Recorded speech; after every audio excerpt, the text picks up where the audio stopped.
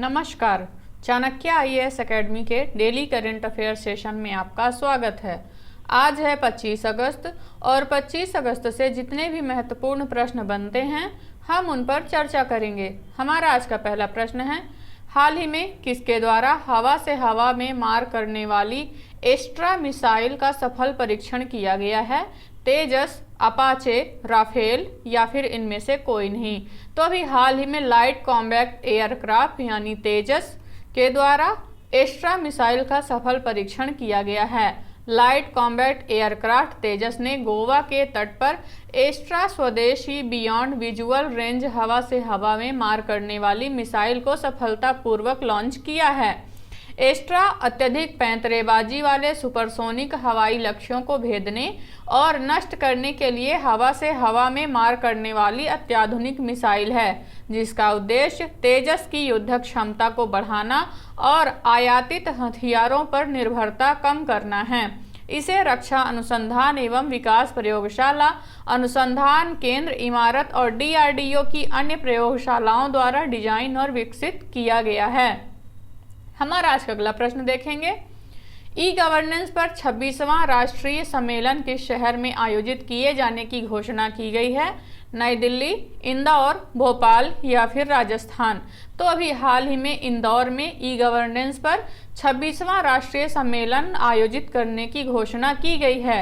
नागरिकों को बेहतर सुविधाएं उपलब्ध कराने पर विचार विमर्श के लिए ई गवर्नेंस पर 26वां राष्ट्रीय सम्मेलन इंदौर में विकसित भारत नागरिकों को सशक्त बनाना थीम के साथ आयोजित किया जा रहा है, जिसका उद्देश्य जिला स्तर की पहल, नागरिक केंद्रित सुविधाएं प्रदान करने के लिए उभरती प्रौद्योगिकियों और डेटा प्रशासन सहित 11 विषयों पर ध्यान केंद्रित करना है। यह कार्यक्रम मध्य प्रदेश सरकार के सहयोग से प्रशासनिक सुधार एवं लोक शिकायत विभाग और इलेक्ट्रॉनिक्स मंत्रालय द्वारा आयोजित किया जा रहा है।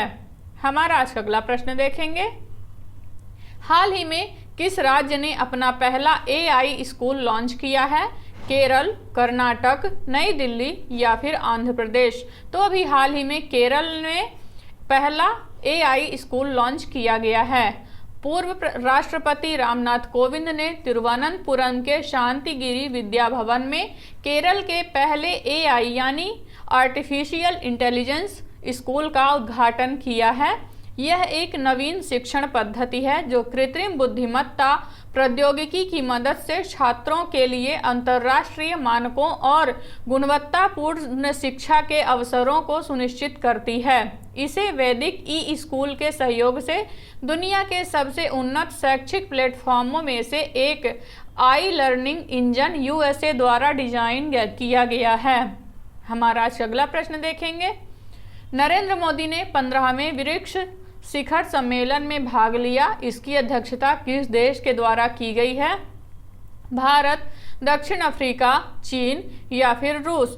तो अभी हाल ही में 15वें ब्रिक्स शिखर सम्मेलन की अध्यक्षता दक्षिण अफ्रीका द्वारा की गई है। प्रधानमंत्री नरेंद्र मोदी ने जोहान्सबर्ग में दक्षिण अफ्रीका की अध्यक्षता में आयोजित 15वें ब्रिक्स शिखर सम्मेलन में भाग लिया, जिसका उद्देश्य वैश्विक आर्थिक सुधार, अफ्रीका और ग्लोबल साउथ के साथ साझेदारी पर साझा करना और ब्रिक्स एजेंडे पर अब तक हुई प्रगति की समीक्षा करना है। अपने संबोधन के दौरान प्रधानमंत्री ने मजबूत ब्रिक्स का आह्वान भी किया, जिसमें B का मतलब बाधाओं को तोड़ना, R यानी अर्थव्यवस्थाओं को पुनर्जीवित करना, मैं यानी I प्रेरक नवप्रवर्तन, C मतलब अवसर पैदा करना एवं S का था भविष्य को आकार देना। हमारा आज का अगला प्रश्न देखेंगे। हाल ही में राष्ट्रीय बाघ संरक्षण प्राधिकरण ने किस राज्य में भारत के 54वें बाघ अभयारण्य को मंजूरी दी है? राजस्थान, मध्य प्रदेश, महाराष्ट्र या फिर उत्तर प्रदेश? तो अभी हाल ही में राजस्थान में भारत का 54वां बाघ अभयारण्य को मंजूरी दी गई है। राष्ट्रीय बाघ संरक्षण प्राधिकरण ने राजस्थान के करौली और धौलपुर जिलों में भारत के 54वें बाघ अभयारण्य को मंजूरी दी है। रणथंभौर, सरिस्का, मुकुंदरा हिल्स और रामगढ़ विषधारी के बाद यह राजस्थान का 5वां बाघ अभयारण्य है। भारत में बाघों की संख्या 2018 में 2967 से बढ़कर 2022 में 3682 हो गई है, जो 6% की वार्षिक वृद्धि है। राजस्थान में बाघों की संख्या 2006 में 32 से बढ़कर 2022 में 88 हो गई है। वहीं देश में सर्वाधिक बाघ मध्य प्रदेश में है, जिनकी संख्या 785 है। हमारा आज का अगला प्रश्न देखेंगे। हाल ही में मास्टर कार्ड ने आगामी विश्व कप के लिए किसके साथ ब्रांड साझेदारी पर हस्ताक्षर किए हैं? आईसीसी, बीसीसीआई, महिला प्रीमियर लीग या इनमें से कोई नहीं? तो अभी हाल ही में मास्टर कार्ड ने आईसीसी के साथ ब्रांड साझेदारी पर हस्ताक्षर किए हैं। अंतर्राष्ट्रीय क्रिकेट परिषद ने अमेरिकी बहुराष्ट्रीय वित्तीय सेवा निगम मास्टर कार्ड के साथ एक प्रायोजन समझौते की घोषणा की है। इस सौदे के तहत ब्रांड आगामी आईसीसी पुरुष क्रिकेट विश्व कप 2023 के लिए वैश्विक भागीदार बन गया है, जो 5 अक्टूबर से 19 नवंबर 2023 तक भारत में आयोजित होने वाला है। हमारा आज का अगला प्रश्न देखेंगे। किस देश के सहयोग से इसरो अपना अगला चंद्रमा मिशन लॉन्च करने की तैयारी कर रहा है? अमेरिका, जापान, रूस या इनमें से कोई नहीं? तो इसरो अपने अगले चंद्र मिशन के लिए जापान के साथ साझेदारी करने जा रहा है। जापानी अंतरिक्ष एजेंसी जाक्सा के सहयोग से इसरो एक चंद्र मिशन की तैयारी कर रहा है। लुपेक्स या लूनर पोलर एक्सप्लोरेशन नामक यह मिशन 2024-25 के लिए निर्धारित है, जिसका उद्देश्य अस्थायी गतिविधियों के लिए चंद्रमा पर आधार स्थापित करने के लिए चंद्र ध्रुवीय क्षेत्र की उपयुक्तता का पता लगाना, चंद्र जल बर्फ संसाधनों की उपलब्धता के संबंध में ज्ञान प्राप्त करना और वाहन परिवहन जैसी चंद्र और ग्रहों की सतह की खोज प्रौद्योगिकियों का प्रदर्शन करना है। हमारा आज का अगला प्रश्न देखेंगे। ब्रिक्स अध्यक्ष सिरिल रामफोसा द्वारा किस देश को ब्रिक्स के 6 देशों में से नए ब्रिक्स सदस्य बनने के लिए आमंत्रित किया गया है?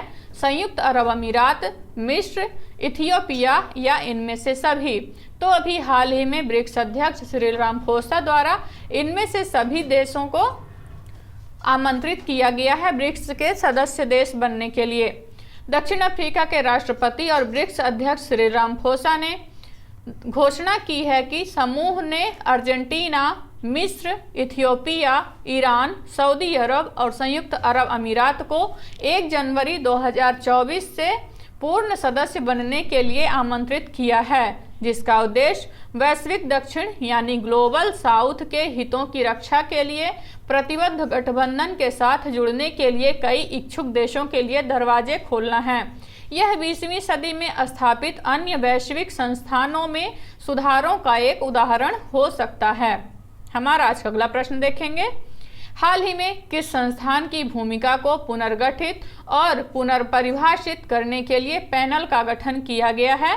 इसरो, डीआरडीओ, बीआरसी या फिर इनमें से कोई नहीं? तो अभी हाल ही में डीआरडीओ की भूमिका को पुनर्गठित और पुनर्परिभाषित करने के लिए एक समिति का गठन किया गया है। डीआरडीओ यानी रक्षा अनुसंधान और विकास संगठन की भूमिका को फिर से परिभाषित और पुनर्गठित करने के लिए 9 सदस्यों वाली एक समिति की स्थापना की गई है।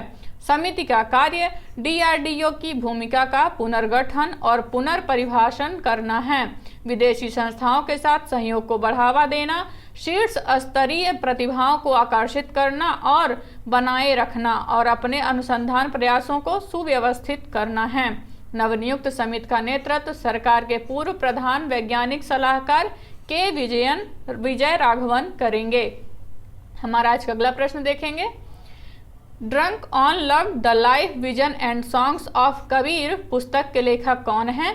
विपुल रिखी, सलमान रुश्दी, शशि थरूर या फिर इनमें से कोई नहीं? तो अभी हाल ही में लिखित drunk on love the life vision and songs of Kabir पुस्तक के लेखक हैं विपुल रिखी। हार्पर कॉलिंस इंडिया द्वारा प्रकाशित और लेखक गायक विपुल रिखी द्वारा लिखित पुस्तक drunk on love the life vision and songs of Kabir 15वीं सदी के कवि को प्रस्तुत करती है। जैसा कि लोकप्रिय कल्पना में उनका वर्णन, उद्धरण और प्यार किया गया है। इस पुस्तक का उद्देश्य लोकप्रिय किंवदंतियों, उनकी दृष्टि और उनकी कविता के माध्यम से रहस्यवादी कवि कबीर के जीवन को चित्रित करना है, जिन्हें बड़े पैमाने पर उद्धृत और अनुवादित किया गया है। तो ये रहे आज के हमारे कुछ महत्वपूर्ण प्रश्न। आशा करते हैं चाणक्य आईएएस एकेडमी द्वारा चलाया जा रहा करंट अफेयर सेशन आपको पसंद आ रहा होगा। हमारे ऐसे और भी कंटेंट से जुड़ने के लिए चैनल को सब्सक्राइब करें और बेल आइकन दबाना ना भूलें। धन्यवाद।